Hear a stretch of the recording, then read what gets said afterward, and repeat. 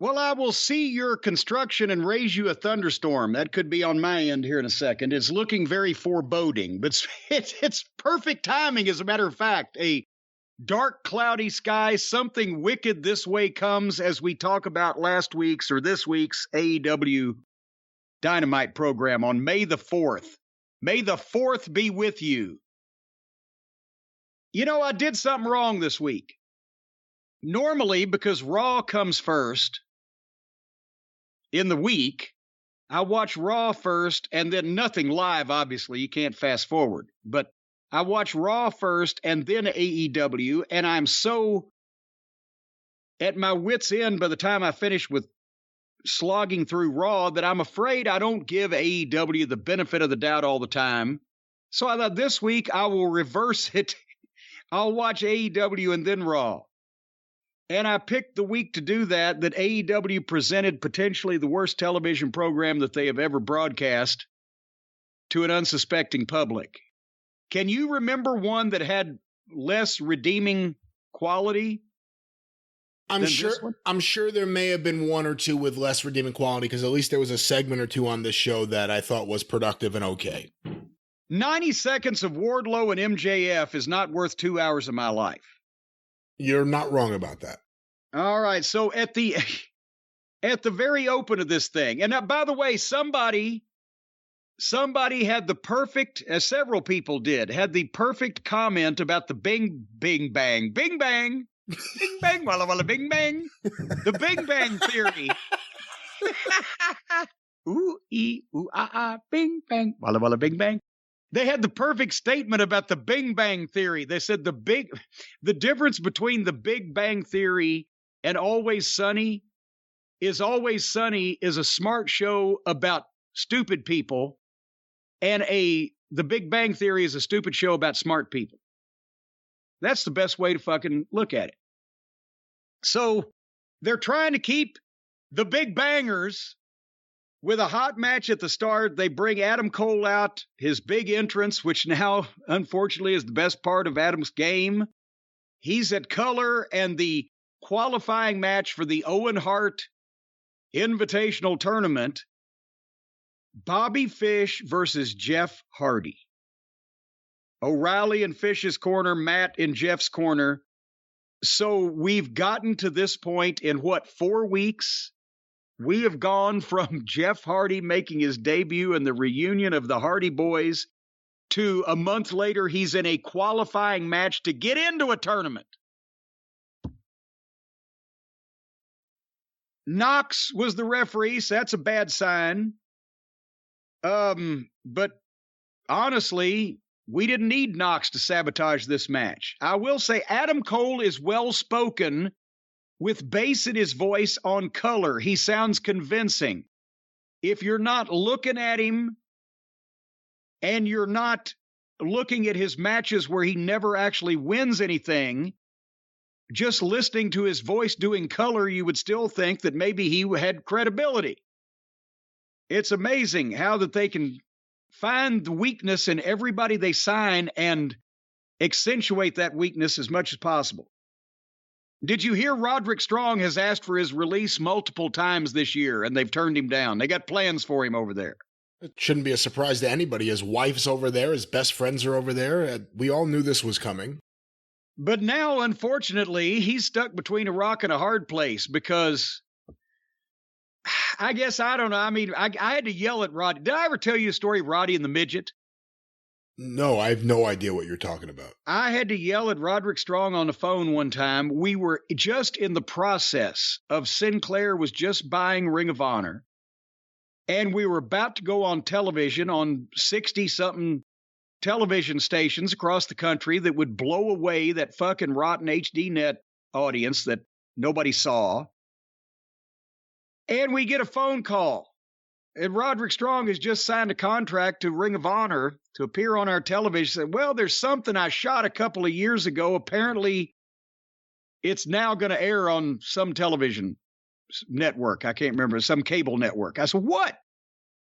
He said, apparently, this was in 2011. So somewhere around 2009 or so, Roddy went with some friends of his in Florida to a reality TV show shoot where at some point he was going to play the part of a person at a college frat party or something, and basically he got beat up by a midget on this reality TV show scene. Beat up and or choked out by a midget. So he'll fit in AEW. Well, but I had to say, you mean to tell me that I've got to call Joe Koff, the new owner of Ring of Honor Wrestling, new representative of the owners, and I've got to tell him that one of the fucking wrestlers that I've just implored him to sign that we can't do without is about to be on television getting choked out by a fucking midget. I said, how much did they pay you for that? Well, it was just for fun. They gave us free beer. Fuck. And it took me 10 or 15 minutes to explain to him why that it was detrimental to his career that he was about to be a pro wrestler on a brand new television program and was going to be seen by at least a limited number of people, whoever watches that horse shit reality TV show, whatever the fuck it was. He was about to be seen getting choked out by a midget. I said, certainly right before Rocky III was released, you remember where Hulk Hogan put over a paraplegic nun. Fuck. So he'll probably be up for doing anything as long as it's fun with his friends. And then the last one, in my opinion, wouldn't be ruined. But nevertheless, so this match with Bobby Fish and Jeff Hardy. Bobby Fish could take poor Jeff Hardy apart in 30 seconds in a legitimate contest. And I know that wrestling perception is reality, but can anybody look at Bobby Fish in the shape he's in and then look at Jeff, who it looks painful for him to walk? Let's just say that this match did not take advantage of either man's attributes or present either in a positive light. It whether it was a style clash or just... But let me ask you that, is Jeff Hardy bulletproof? How long can he have matches like this and still be over? Will it hurt some? Will it hurt none? Will it hurt a lot? I don't think he's bulletproof. I think if it keeps happening the way it's been happening, it will hurt because he gets that big pike. It's a massive pop. And you wonder where that's coming from. Like how much of that audience is just people who love him off WWE TV. But then the matches fall apart. It's the tag matches. It's now the singles matches. And, you know, just like with Adam Cole and Keith Lee in NXT, as crazy as it sounds, maybe Jeff Hardy's a guy that's just better fit for WWE. He certainly hits the swanton better off ropes than cables. God damn, he's hitting the swanton now for real. I don't know why one son of a bitch would be laying there for it. I'm sorry, don't know. I've heard somebody said on Twitter, well, now he just tells guys, you know, it's going to be stiff, and he apologizes ahead of time. Fuck you. I will not be there if you're going to land on me like that. I will be somewhere else, and you will miss me. And I'm wondering whether it's people that like Jeff from the memory of some of his WWF matches from longer ago. But should either Hardy in AEW in this environment at this time, should either one of them be in a singles match to begin with at all? They shouldn't be in singles matches. They probably shouldn't be giving away too many matches that aren't on pay-per-view, and they should really do everything they can to get them healthy and ready for a good pay-per-view match. Because that's really, at this point with their age and who they are, that's the best that you could hope for. And, you know, I've always been a fan of the Hardys, and I recognize that they were over. And in their youth, they were tremendous risk takers and performers and etc., but they don't need to be doing that at this point in their late 40s, middle 40s, whatever. And as well, we said that once that they got the Hardys, they should have had the big reunion pay-per-view match against the Hardley Boys, their doppelgangers, because that would be the big money, if there was any to be had. And that opportunity has already left the barn. People have seen them in singles and in tags against underneath talent. Jeff's matches don't actually make a lot of sense to begin with, and never did, because he's like Rob Van Dam, Argentina Rocca. His own fucking style works for him. Nobody else could do it. But in this case, just Fish gives one of those falcon arrows to Jeff off the top rope, gets a 2 count, then gets an ankle lock, and Jeff gets the rope break. And then immediately Fish charges, and Jeff just hits an elbow, springs, well, doesn't spring. There was not a lot of springing in this match, but he goes up to the top and does a diving, spinning backflip off the top toward Fish, but Fish had to stand there and wait for it. And then when he saw that Jeff was going to completely miss him, Fish tried to bend over real quick to try to get under him, and Jeff's leg grazed the back of Fish's head. Before Jeff took the horrible bump, Fish was barely touched, so he had to fall backwards and sell and lay there until Jeff got back to the top, which took a while. And poor Fish laying there like he's been shot. And then the swanton lands right on him. I'm sorry, fuck you. No. And then 1, 2, 3, Fish loses again. So now Bobby Fish, that's one of the better workers in the company and a legitimately MMA trained guy with a varied background, just come into the company and he's jobbing to guys that can't even hit the fucking moves and potato him while he's laying down for them. Boy, the business has changed, because that would have been a fucking fist fight.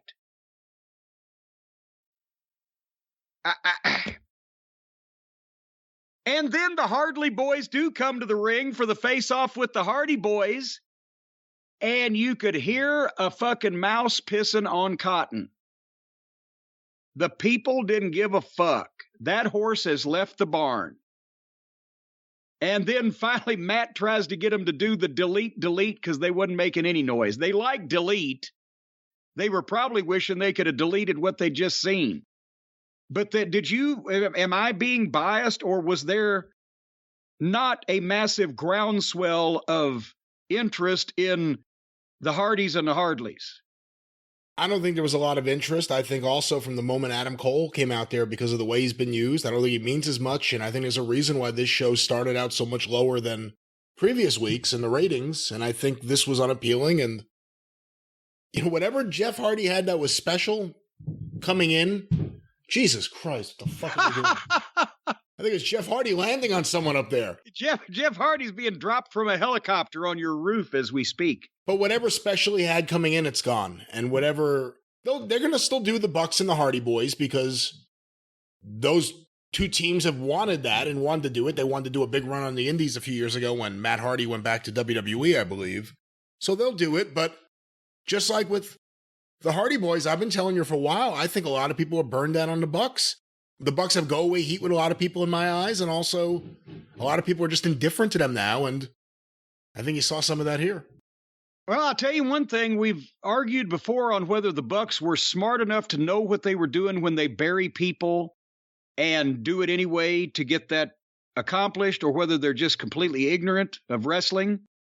And if this is a program that they wanted to do and that they have any fucking hope for, and they've put it together like this and let the other things that have gone on with the Hardys in the last month go on, that means they really are just that fucking ignorant and have no idea what they're doing.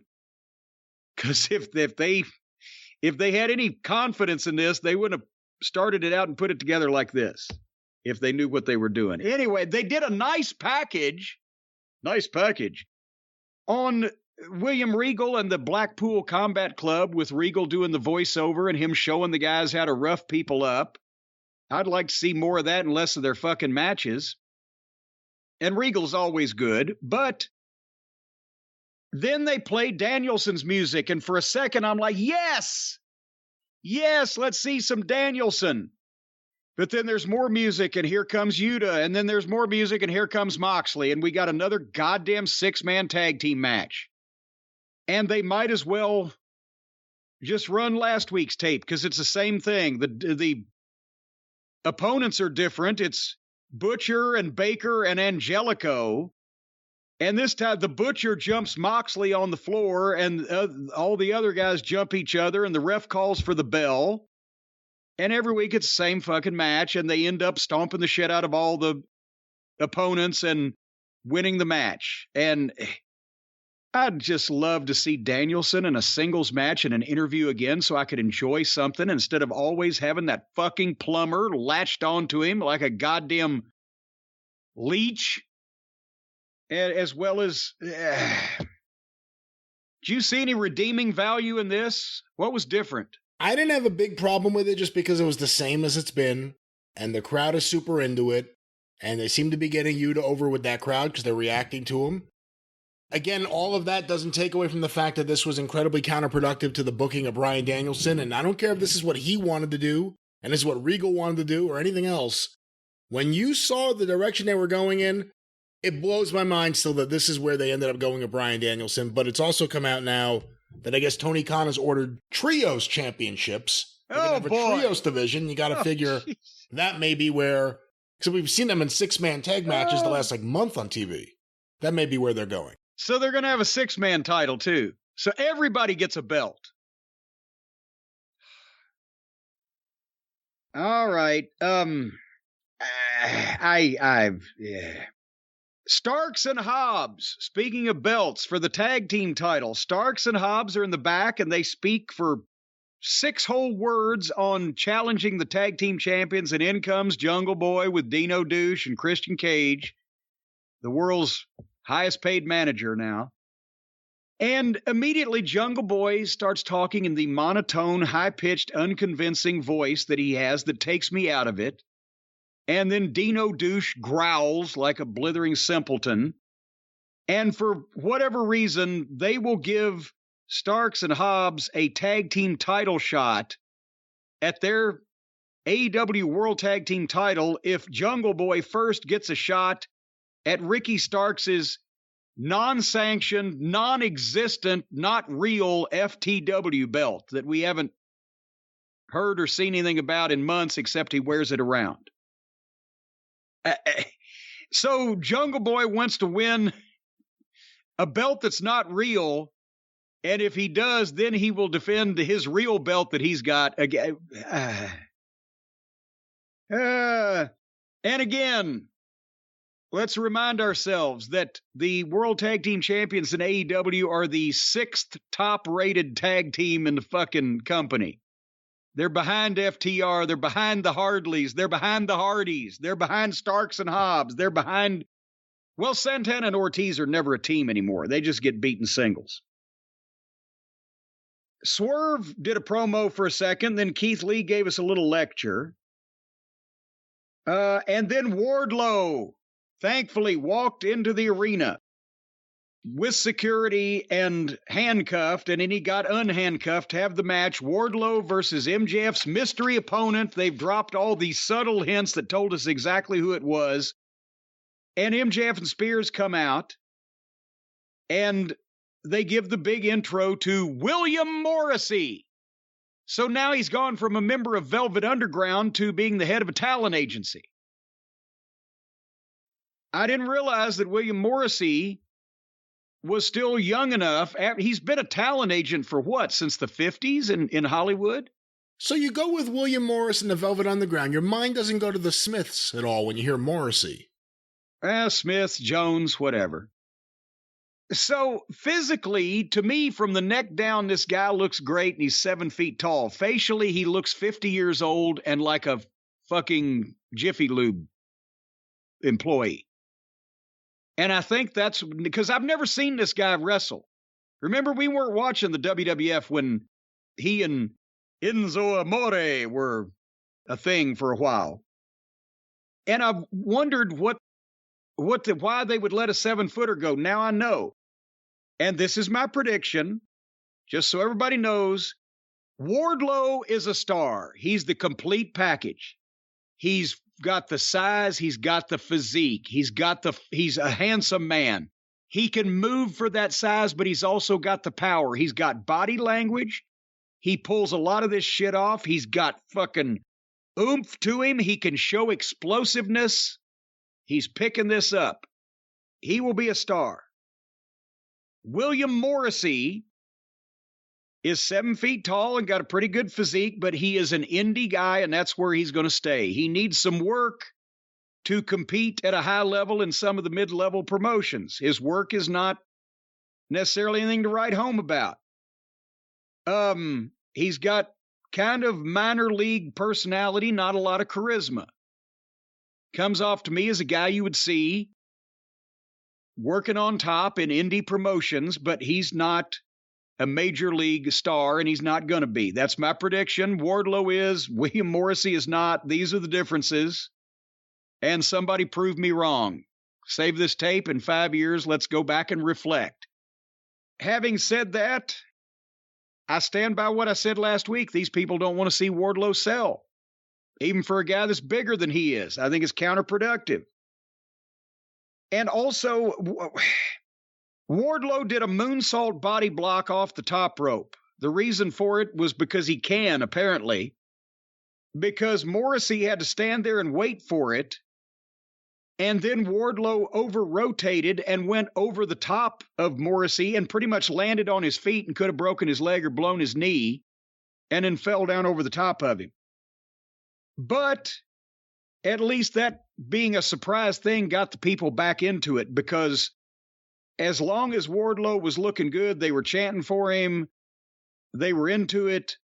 When Wardlow starts selling, especially for a guy like the Butcher or a guy like Morrissey here, that I'm not saying they're horrible and without any redeeming value. They're never going to be stars. They need to be on indies, working indies, because that's their level and that's where they're going to stay. And to see either one of these guys beating shit out of Wardlow is counterproductive. But he got the people back into it and then hit one power bomb. 1, 2, 3. I don't know that I wouldn't have gone with the 4 power bombs on a 7-foot guy, even unless he couldn't fucking get the big fucking bastard up 4 times. I still might have done 4 because the people love it. But he had to have some gas left in the tank, because the best part of this entire television show was the following 90 seconds. And that's where they bring the security back to cuff him back up, and he says, "Fuck you." And he beat up 7 security guards, and then they ran another 10 or 12 down, and he beat them up. And they were great staggered entrances in that it wasn't a pack of people standing there in full plain sight and then one at a time running at him. It was people coming out of the fucking entranceway as fast as they could and cutting mud to the ring and getting in there and boom and gone, boom and gone, boom and gone. And every time he'd hammer one or throw one or lay one out or kick one or whatever, it got better and the people got into it. And then he picked up one of the little milksops and threw him over the top rope onto all the others on the floor and vowed revenge on MJF. Said he's going to get even and he's going to get out of his contract. And that's the way you get a fucking star over. And he carried his end of it great. And now finally, MJF has offered a match where if Wardlow wins, he gets out of his contract. But the condition is there's going to be special conditions, and he will let them, or he will reveal them at the contract signing next week in the most magical place on earth, Long Island, New York. A place I'm sure is near and dear to your heart as well, Brian. Of course. But this was laid out well, and Wardlow's, with the security and the blah, blah, blah, and Wardlow's fire made this the best part of the program. It wasn't even close. Your thoughts? Yeah, this is the best part of the program. Nothing else close. Wardlow is more over every week. This is working. What they're doing is working. MJF and Spears selling what Wardlow's doing with just their facial expressions has been great. I will also say that. Let me ask you: is that construction team up there? Are they putting in a boiling pit of oil that you can eliminate your rivals and enemies in, or what? It's just more surveillance stuff. But anyway, let me get back to what I was saying. Yeah, I thought William Morrissey, the former Big Cass, looked fine, and the biggest thing he had to contend with And it was the loudest chant of the night was, "We want Enzo." No, we don't. That was the loudest chant, but he looked fine. I thought he did all right. I agree with you about his face. Like, he has the 7-foot-tall, muscular build, but facially there's something like, you don't buy him as like a big badass or something. He looks like a parking lot attendant. Yeah, and I'm not saying he couldn't kick some ass, but you don't buy it when you just, based on just look. But Wardlow is, But Wardlow is super over. He's more over by the week. This has been working. It's been the highlight of every show, and the fans, everywhere they go, no matter where it is, the fans are super into Wardlow. Well, maybe he'll be the next world champion, because the one they got now ain't a star, and now they're trying to figure out how to make him a star after the fact. Did I miss where they explained why Adam Page has suddenly gone from the upright, heroic, millennial cowboy to an asshole that hates CM Punk and wants to destroy him and embarrass him and tells him that his fucking matches are masturbatory Bret Hart tributes? What did we miss here? Who crapped in Adam Page's post-toasties that morning? I don't know. Maybe he's just upset about Stu Grayson being released. Well, or not being released, not being renewed. Yeah. If we said there was nothing to be excited and happy about this week, you just mentioned one thing. We don't have to look at that. The Dork Order's losing members. But Tony Schiavone introduces the world champion, Adam Page, the champ, big entrance, in-ring interview about the main event, Double or Nothing, CM Punk. Schiavone asks him a question. Page reaches, takes the microphone out of Tony's hand, does not even acknowledge his presence. Tony just meekly walks out of the ring. And then Page says, yeah, it'd be easy to say good things about CM Punk in this match, but I'm not, because there won't be a handshake or a masturbatory Bret Hart tribute, because I'm going to destroy Punk. And then the people start chanting Punk. And then Page tells one of the fans with a Punk shirt on that he's going to be asking for a refund when he gets finished with Punk. Actually, that was good. This first part of his promo was same as always with Page, prepared shit in a monotonous delivery. But then once he got started on that fan and he got into it, a turning heel, I'll embarrass you. That was a little better. Maybe he's got potential as a heel to be more interesting. But doesn't there need to, and Punk wasn't there on this show, so obviously he had no way of having any quality control. I don't know whether he knew what they were going to do. But did this make any sense whatsoever? That otherwise than if you're just going to admit, yeah, our world champion is a boring twat and nobody gives a shit, so we're going to switch the boring little bitch heel and give him some balls.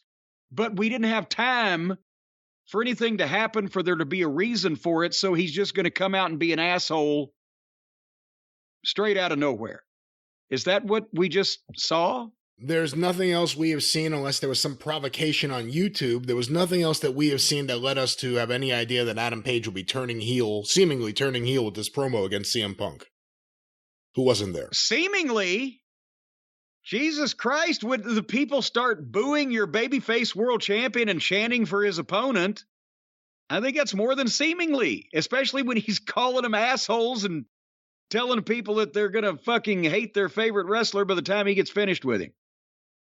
So this couldn't have been accidental, could it? Are they that fucking far gone? Maybe he's frustrated because he hears what everyone else is saying, that he's been a horrible world champion.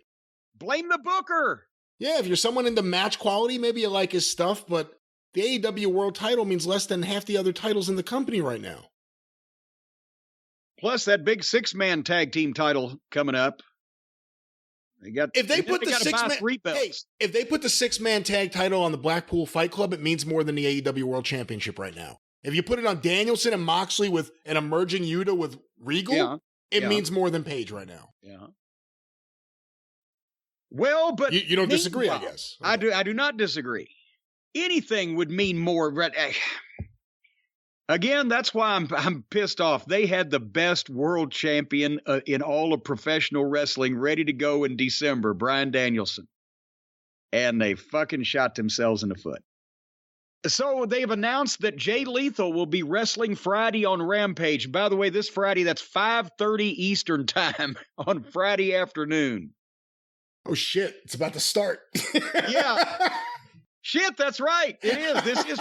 But, well, we're not going to be covering that, folks. We won't be able to stretch it out another hour. But he's wrestling some Japanese outlaw guy they're bringing over from DDT. So it's like somebody in Japan, if they were to say, oh, we've got a big hookup for American talent, a big promotion in America, going to send us all their talent. And then they find out it's fucking Ian Rotten's promotion. Sanjay Dutt and Jay Lethal can both talk better than 85% of the AEW roster, though, by the way. So then we have Santana with Ortiz versus Jericho with the Jericho Appreciators. And did you make note of how this match started, Brian? Oh, I did not make note of that, no. Jump start on the floor. The second time in the same television show, they started a match with a jump start on the floor. The second time in an hour. So Santana's got Ortiz in his corner. Jericho has the 4 Japs, the Jericho Appreciators. And they have a big fight on the floor while referee Aubrey poses, trying to recreate the John Travolta Saturday Night Fever poster. And then Santana set up the ring steps, but Jericho went over and grabbed the camera away from the cameraman to try to taunt Santana, but Santana stopped him and took the camera back, so Jericho hid behind Aubrey, and then Santana ran Jericho into the stairs, and then they got in the ring, and now the bell rang to start the match. And they went 15 seconds, and Jericho knocked Santana off the apron of the ring, flat onto the steel stairs, and they went to a break. And when they come back, Jericho was getting heat on Santana, and Santana was fighting back and made a lackluster comeback that Jericho fed for in a lackluster way, and then did the Three Amigos, and that got people into it. And then Santana hit a frog splash, Kawela splash. I don't know how froggy it was. Got a 2 count, but this match was drudgery. And even if we haven't been a fan of most of Jericho's recent work, he's not usually this blah, and Santana looked blah. It was just blah. They traded pissy little chops. Santana hit a nice cutter. Everybody's doing the cutter now. But one of the Jericho Appreciators got the baseball bat and was on the floor and was going to try to use it, but Ortiz took it and hit 2 of them. And Santana got a 2 count with the lariat, but then Santana squished Jericho in the corner with a cannonball. The heels distracted. The Santana, Jericho hit a nut shot, which is Adam Cole's deal, and then hit the Judas 1, 2, 3. So now, apparently the go-to for veterans to tell the young guy, I'm going to beat you, but I'm going to hit you in the balls first so it gives you an out. That's apparently the new, I won't come in your mouth and the check is in the mail. Because now it's just constant ball shots and then hitting your finish, and the guy's still beat, flattered, and a plate full of piss. But he takes it better, I guess, personally. Is that what it is? Oh, I don't know. This sucked. Jericho sucked. Jericho always sucks. Santana and Ortiz have been so misused. I don't even know what they could do anymore. The whole Jericho Appreciation Society has already jumped the shark. The drilling going on upstairs sounds more pleasant than everything I have to watch with Jericho. Even if it was on your right molar. And nothing ever gets anyone else over. The MJF feud didn't get MJF over. The Eddie Kingston feud. Eddie Kingston means less now than he meant a few months ago. Santana and Ortiz mean somehow even less now than they meant months ago. And this is terrible. And he looks like Big Earn out there with the wig flying around all over the place. After the match where the heels won, then all 5 heels beat up the 2 baby faces with bad look and heat, Jericho using a bat in a totally unnatural way. And then they just stood there and raised their arms and quit. Nobody made them quit. And Santana and Ortiz, again, looked like fucking idiots. But then 20 more seconds of positivity. Samoa Joe did a great serious promo about Jay Lethal, and they gave him 20 seconds to talk. That was it. But maybe he could. Samoa Joe qualifies as Asian Pacific heritage, right? I believe so, yes. Last time we checked, Samoa was out there in the Pacific. Well, Tony Khan did a little interview where he's basically using Asian Pacific Heritage Month as an excuse to foist off the outlaw talent from Japan that is friends with Twinkle Toes that he's going to be bringing in. He had to make sure to say, we're going to be using a lot of Japanese folks, a lot of Samoan folks, all the APH folks. And this is going to be how they excuse hiring amateur dipwits from outlaw shows in Japan to come over here. And do you think at least Twinkle Toes is getting a 10% booking fee as a kickback for getting all these unheard of jack-offs jobs? Well, I saw the main event on Friday is Riho versus one of the Japanese women who had been here before. But the bigger question is, Tony has now shown there are some people he gets tired of. The way we got tired of them, the way other people we think would get tired of them. And maybe at some point he says, you know what? The stuff that really works from the women's division isn't the stuff that Kenny's bringing over from Japan. And Kenny's not really a good day-to-day booker. But we'll see what happens. And checks in the mail, and you know where the splooge is going. The Gun Club, Billy and Austin and Colton confronted the Acclaimed. They're both heel teams, and they got them gifts. They were wrapped up gift boxes, and they unwrapped the boxes, and they gave them pairs of scissors. And they were happy to receive the scissors, apparently. What do I not understand about this? Oh, I'm not exactly sure what this was. We said we want them to use the Acclaimed and the Gun Club better, and somehow this was the solution. The only other note I'll say is Billy Gunn was in there, and I don't know what he's on, but I need to get on it. He looks phenomenal. What is he on? You know what? There was an interview that I saw, I think it was on Inside the Ropes website, that he's talking about since he started really seriously bodybuilding. Billy Gunn was like Shelton Benjamin in the 90s or in the 2000s.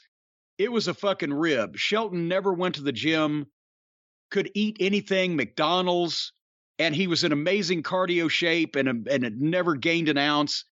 And Billy Gunn was the same way. He could eat anything. And he was one of those guys that got heat with the rest of the boys. But now, apparently, he got into bodybuilding when he reduced his wrestling schedule. And that world, they're all the nutritionists in that world. He's almost 60. And I'm not trying to say that he never has, or I don't know anything about it, taken any supplements. But he's almost 60, and he's working with his kids, and he's so happy about it and excited about it that he's eating like he's a competition bodybuilder and takes his own food in boxes and bags everywhere he goes to do all the right shit and works out like a madman. No, it's certainly that, not steroids. It's certainly he takes his food with him on the road in his lunchbox. That has to be the solution. But you can't look like that. Hey, let me tell you something. I could take as many steroids as they've created in history, and I still wouldn't look like that. And I'm not putting them down. It's genetics and it's training and it's diet, it's all that stuff. But bless him that he gives a shit at that point of his life. My point isn't how dare you use steroids. My point is, how dare you not tell me what you're doing so I could do it to better myself? That's what I'm saying. He looks great. I need to look like that. What is he on? Are they horse steroids?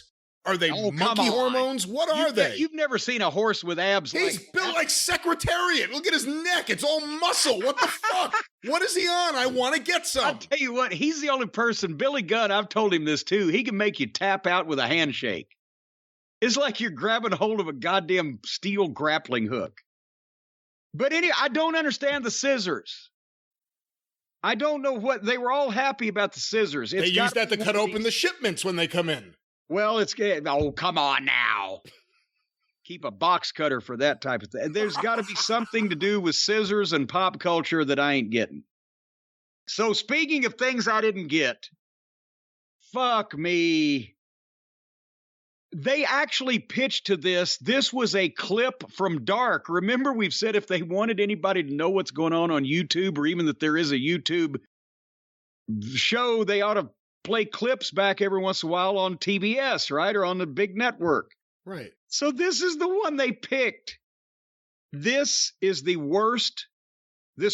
worst segment I believe I've seen on wrestling television. I don't know, because there was no redeeming value of this. At least football field fuckery had a couple of recognized legitimate stars in it. At least, there's been something. This was, folks, they open on the ring with Brian Pillman Jr., poor fella, and Griff Garrison and Julia Hart in the ring. And poor Brian had to give this prepared statement about their encounter with the House of Black months ago that led to this is a quote, poisoning of the mind of Julia Hart.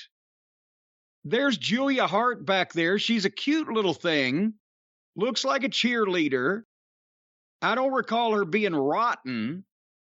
She might have been good one of these days, but they've got her still wearing that eye patch from where Malachi Black missed her on live television, blowing the mist in her eyes. Missed completely, missed the mist. But now she's also got... It was like 6 months ago. But besides that, did you see under the patch, she's got some kind of black bruising and growth on her face that they have made up underneath the eye patch that looks like the fucking...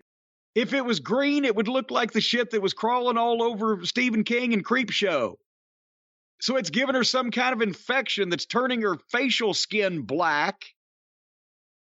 And Brian then gives the John Harbaugh quote, because he's the coach in Baltimore and he was Brian Sr.'s roommate and friend. And he does that and gets a slight amount of interest from the fans, but this material was so horrible.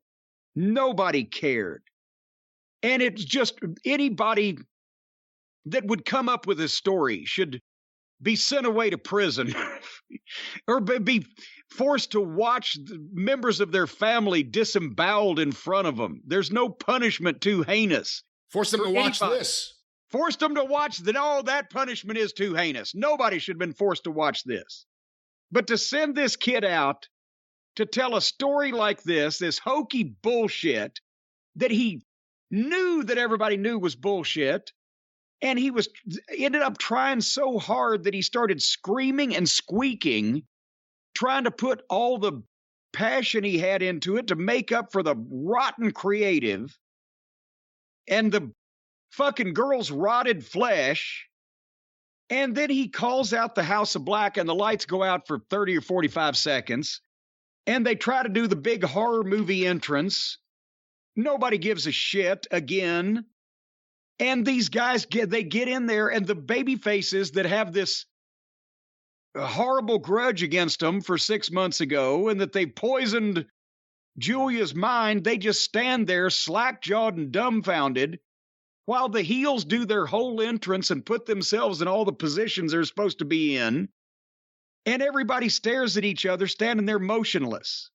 And then suddenly, the heels just attack the baby faces, standing there, punk them out. They get no offense. They just, boom, punch them, drop, hit them with some awkward shit. And then what have I been saying since the first time Malachi Black showed up? His work in the ring and his look had potential. And then he'd do some bullshit mind games, spooky mental entertainment shit or whatever that just makes it all caca. And that's what they did here. The heels stare at Julia. Then they hand her a chair. And she's supposed to hit Griff Garrison, who is laying beneath the feet of this 5-foot, 100-pound blonde girl that can barely pick this chair up. And he's fully conscious. And he's sitting up, holding his hand up, pleading, no, don't hit me. The only thing he didn't think of to do was just stand the fuck up and take the chair away from her. But she can't do it. She can't hit him. Maybe it's because she can't pick the fucking chair up. But she can't bring herself to do it.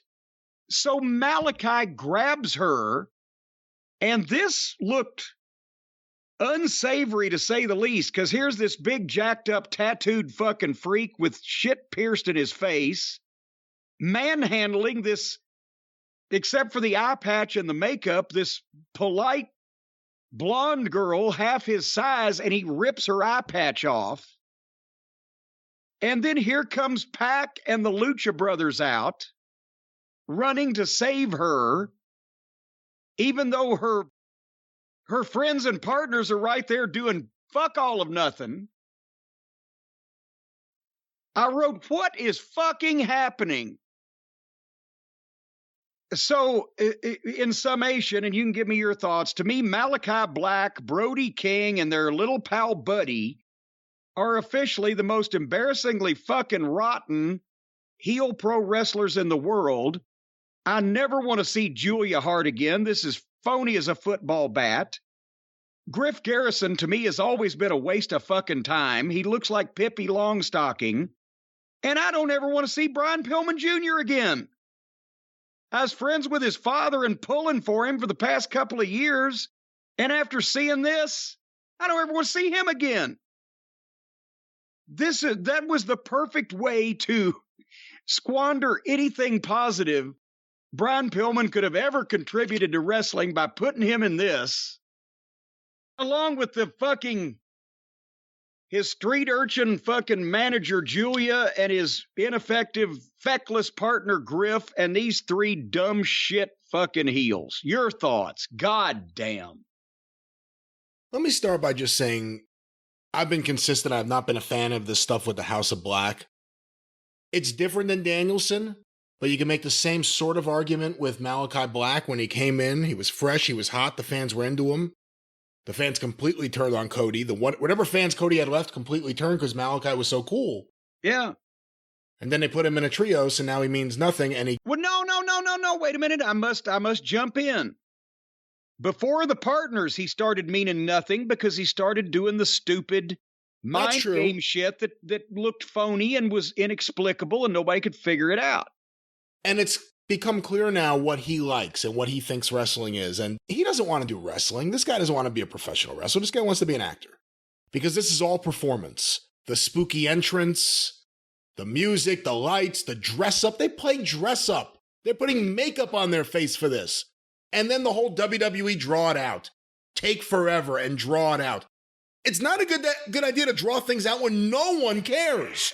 No one at all cares. So you're going to say that they're making up for the suckiness by making it last longer. And then the few people that did care decided that they wanted the House of Black to take Julia Hart for who knows what reason.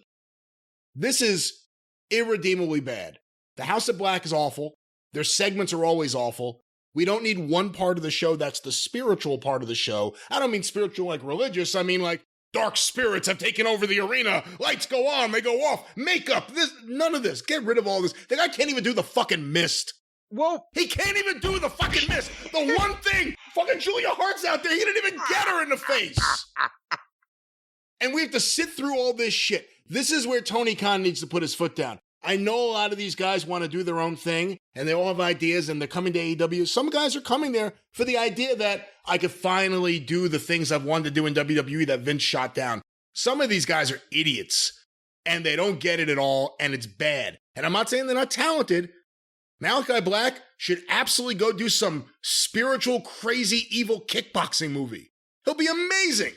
But this segment was one of the all-time worst AEW segments in history, and not in a redeemable way. Not in a Maki Ito singing while Hikaru Shida is destroyed by Vicky Guerrero. Not in a Jade Cargill coming out there and no one knows what the hell's going on. But in a, wow, this is the worst episode of AEW I've seen in a very long time kind of way. This was one of the worst segments ever, and it shouldn't happen again.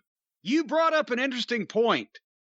Is the Dork Order going to sue for gimmick infringement since... Aren't they? That's a good example. Isn't the House of Black stepping over into the Dork Order territory? Join the Dork Order. We can fucking fulfill your needs. Well, so can the House of Black. Well, now they're competing for recruits. And both of them happen to be the worst heel group gimmicks in the history of wrestling. And just when we said that about Dork Order, then the black fella said, hold my beer. We can outsuck them, and there's less of us. It took 8 or 9 guys for the Dork Order to suck that bad, but only 3 for the House of Black. And the House of Black is losing fans. Whatever you want to say about the Dork Order, when they had that episode where they attacked the Young Bucks, there was a shift in how they were used. And then after the passing of Brody Lee, obviously there was a complete shift in how they were used because you couldn't have them as heels anymore. The fans accepted them. I think the House of Black, every time they're out there, more and more fans are groaning. Oh, the lights are out. They're going to come on. Oh, he's got his horns on his head. Oh, his other friends are waiting in the back to walk out there with some purpose with him. What the fuck is this? Go to Hollywood. Who is, by the way, the Goat Man? The Goat guy with the horns and everything. The Goat Man? The Goat guy. He's got the horns and the fucking weird mask and everything. Isn't that a goat? Some kind of Satan symbol? The goat horns or the fucking whatever? I don't know.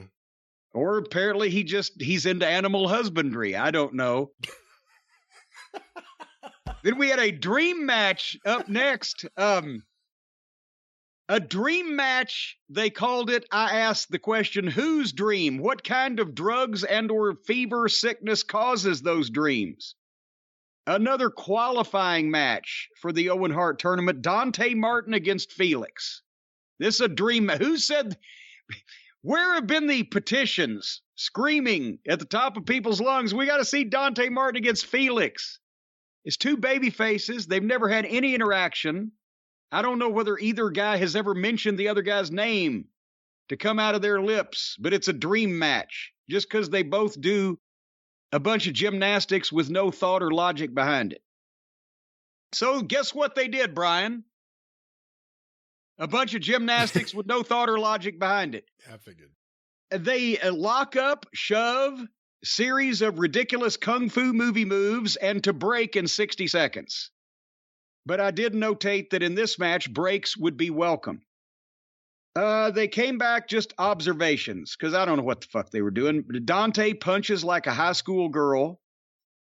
They did some backflips, but I couldn't tell which one was supposed to sell and which one was supposed to be happy about it. They did more fake choreography. Dante is getting better with his facials. I will say that. He had some facial expressions. So did I. Most of them, same kind I get when I have upset stomach from eating bad food. It was fucking rotten. There was no flow here, no logic, no timing. The work was sloppy, except the contrived gymnastics.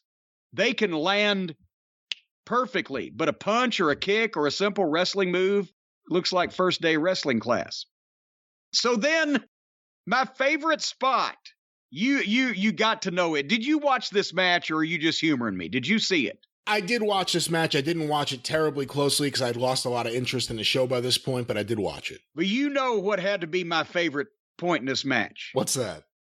They both start fighting to go up on the top rope, right? And they do the thing where they both take forever to get to the top rope. And then they both stand up on the top rope with both feet balancing together by holding onto each other. And then they both jumped off the top rope and backflipped into the ring and landed in mid-ring on their feet, standing up, still holding on to each other, and people applauded.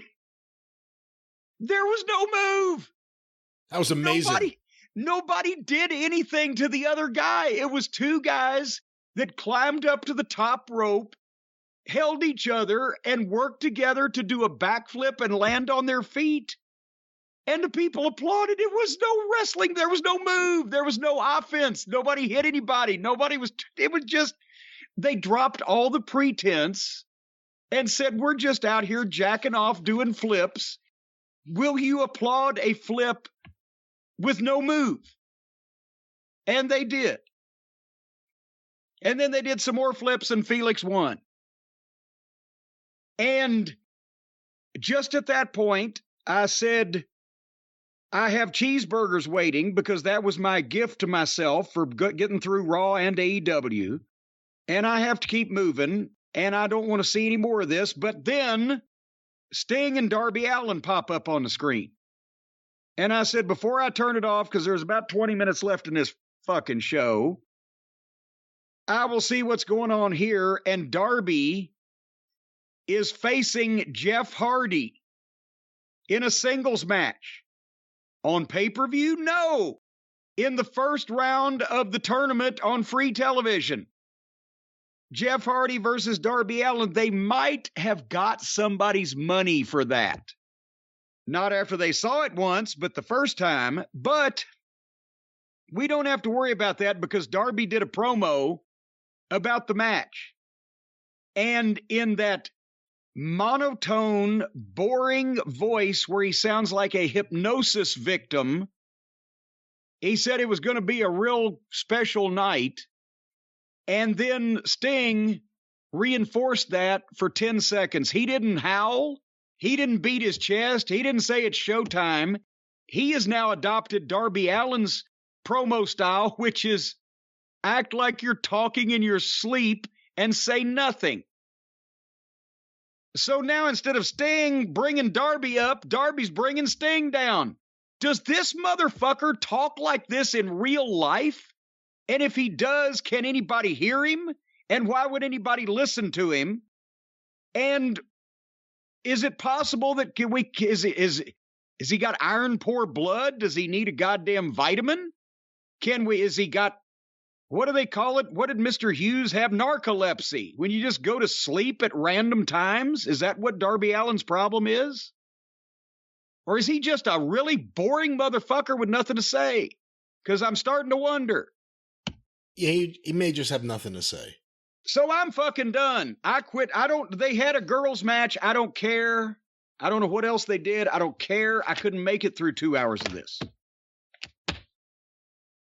Well, before we wrap things up on the show and talking about Dynamite, did you see that this week they did 833,000 viewers? On Dynamite? On Dynamite. Well, wait a minute, what did they start out? And because certainly to God, nobody that started at the start of this program could make it all the way to the end. I couldn't have been alone. So did they start normal and lose more people because of the putrefaction factor of the presentation, or they just didn't get them to begin with? Hold on, I'm pulling up a segment-by-segment breakdown. Okay. The opening with Adam Cole coming out and Hardy versus Fish did 857,000 viewers. Ooh. Wait a minute, was the Big Bang Theory preempted? What was their lead-in? Was it normal? Actually, I don't know, because I don't watch that shit, so who knows? Well, what else are they going to do at 7:30 on a Wednesday but the Big Bang Theory? After that segment was the Blackpool Combat Club 6-man match and the promo with the Jurassic Express and Starks and Hobbs. That did 873,000 viewers. The next segment, which had the Wardlow versus Morrissey match, 866,000 viewers. The next segment, which had the women's promo backstage, you didn't even talk about that, did you? Britt Baker and Ruby Soho and their friends. I'd zipped through so much of that by the time I noticed that the program was back on that I just, fuck it, I'm not going to back up. So that and the Adam Page promo did 863,000 viewers. Is this number changing by more than 5,000 from one segment to another? 857, 873, 866, 863. So, I mean, there's a range. The next segment, which was Jericho versus Santana, did 831,000 viewers. Jesus Christ! Then the next segment, which was the Gun Club and the Acclaimed playing with scissors, followed by the House of Black assaulting a woman, and I don't know what else was going on there. That did 828,000 viewers. The next segment, which was the Dream Match. It was the Dream Match and Darby and Sting that you just talked about, did 773,000 viewers. Wow. I don't know whose dream. And then finally, a lot of this is attrition from the cumulative effect of the stinkiness of the previous hour and a half. Go ahead. The final segment was the main event, which was Mercedes Martinez versus Deonna Purrazzo, did 774,000 viewers. So that is a pretty tight range through the whole program. And if anybody stuck with this thing from start to finish, they are the most devoted, most forgiving AEW fan of all time. And that means that there's probably about 750,000 of those. So we kind of, because I don't think they can do a worse program, and I can't imagine why anybody would watch anything that was worse than this. So that's got to be their base audience on a Wednesday night without the Super Bowl being on the other channel or some goddamn major cataclysm occurring. It's also the first time they haven't opened up with Punk's music in a while. Maybe a lot of those big bangers said, well, fuck, there's no Mussolini, there ain't no me. Maybe they indeed said that, yes. That's right. I heard it for coming from windows all down the street. No Mussolini, no fucking me. No Mussolini, no fucking me. I'll take my ass on down the street.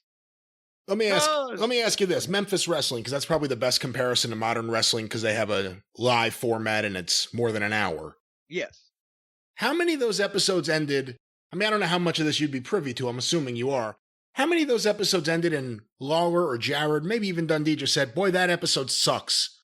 We'll do better next week. Did that happen? And again, you see an episode like this, if you're in charge, what do you do for next week? Well, yes, it happened. It always happens. Every once in a while, everybody hits a clinker. In the case of those people, they wouldn't immediately say, I wrote a shitty fucking television program, because generally they would not have, and it would have been a finish didn't come off, or the camera crew was only a 3-camera shoot, so they missed the shot, or somebody said something they shouldn't have said, or whatever, or just, the cake didn't rise. It wasn't, because it wasn't really scripted and formatted that tightly to begin with. So they wouldn't say, I wrote a shitty show and I'm going to do better next week. They'll say, boy, that didn't work, or so-and-so didn't get it, or the people just weren't into that finish or whatever. And next week's a whole different program. We got another week. We got 52 weeks this year to do it again. But on something like this, where a lot of the rottenness it was avoidable by not telling these people to do these things or say these things, or booking these finishes, or having these things happen where it's inapplicable to nothing. A lot of that's the problem always with AEW. It's self-inflicted wounds based on an inexperienced booker and a guy as the boss who lets, like you said, the inmates run the asylum. And now you find out that a lot of the ideas that wrestlers have always had were the shits. That's why they weren't allowed to do most of them, even in the territory days. You wouldn't believe some of the stupid ideas guys had. But there was always one guy in charge to say what could or couldn't be done. And he also is the guy that personally picked his main event money drawing talent because he had faith and confidence in what they wanted to do. And if Mike Boyette's on the card and he decides to be Apocalypse, the soldier of fortune, and he's fucking painting himself up like a goddamn guerrilla warfare soldier one week and a panda bear the next week, you just say, Mike, get back to the fucking gimmick or find another place to go. But these people are being allowed to do whatever they want, and it doesn't go together. A lot of it doesn't make sense. A lot of it more is not performed properly. And there's no cohesive end goal for everything. It's just all this shit going on at the same time.